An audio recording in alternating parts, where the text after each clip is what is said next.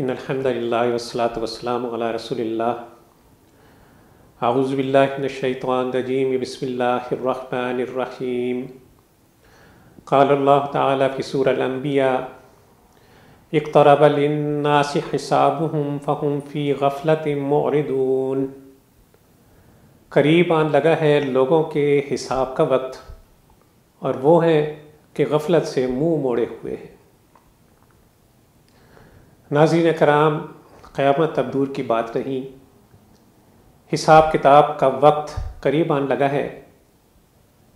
رسول اللہ صلی اللہ علیہ وسلم کی بعثت اس بات کی علامت ہے کہ بنی نوع انسان اپنے آخری دور میں داخل ہو چکی. انجام قریب سے قریب تر ہے اور یہ کائنات اب اپنے آخری مرحلہ میں ہے. رسول اللہ صلی اللہ علیہ وسلم نے اس مضمون کو اپنی 2 انگلیاں کھڑی کر کے فرمایا کہ بعثت انا والساعۃ کہاتین، کہ میں اس وقت ایسے وقت میں مبعوث کیا گیا ہوں کہ میرے اور قیامت کے درمیان ان 2 انگلیوں جیسی قربت ہے. یعنی میرے بعد بس اب قیامت آیا ہی چاہتی ہے، کوئی اور درمیان میں نہیں ہے. جسے سنبھلنا ہے وہ سنبھل جائے. اسلاف کی کیا پر حکمت باتیں ہیں.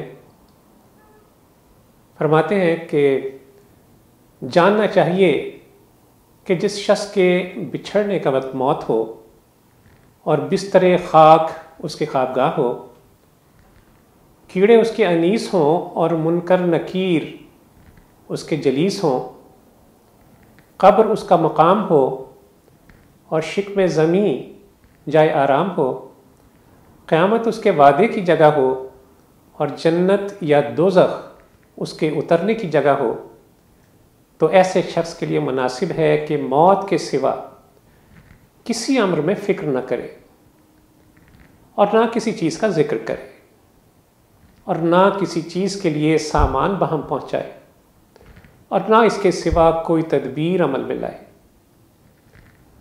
اور نہ کسی چیز کا دھیان ہو اور نہ ہی اس کے سوا کسی اور کا اشتیاق ہو. اہتمام بھی اسی کا ہو اور انتظام بھی اسی کا ہو. اور مناسب ہے کہ اپنی زندگی میں ہی اپنے نفس کو مردوں میں شمار کرے، اس لیے کہ جو چیز آنے والی ہے وہ بہت قریب ہے، دور وہی ہے جو نہ آئے گی. ناظرین کرام، قیامت پاس آن لگی ہے، وہاں کام آنے والے اعمال تیار کر لیجئے. اس جواب دہی کا احساس پیدا کیجئے جس کا مجھے اور آپ کو جلد سامنا کرنا ہوگا. نیکیوں میں آگے بڑھیے، برائی سے خود بھی بچیے اور اس کے پھیلاؤ کے آگے بند باندھنے کی کوشش کیجئے.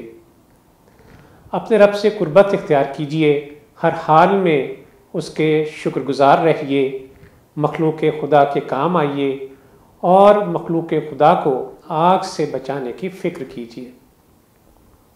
اپنے ایمان، اپنے عقائد، ان کی اصلاح کیجیے. بے حیائی، بیہودہ کاموں اور بیہودہ باتوں سے اجتناب کیجیے. اعلیٰ اخلاق اور اوصاف حمیدہ پیدا کرنے کی کوشش کیجیے. رسول اللہ صلی اللہ علیہ وسلم سے حقیقی محبت کیجیے.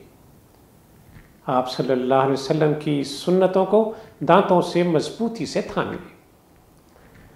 آپ صلی اللہ علیہ وسلم جو شریعت مجھ تک اور آپ تک پہنچا گئے اس کی حفاظت کیجیے.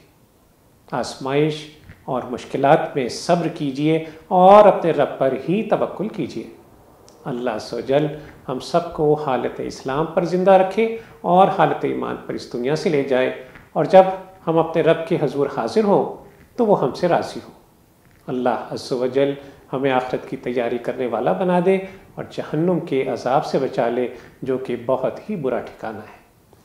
وصلی اللہ تعالی علی خیر خلقہ محمد وعلی آلہ وصحبہ وسلم.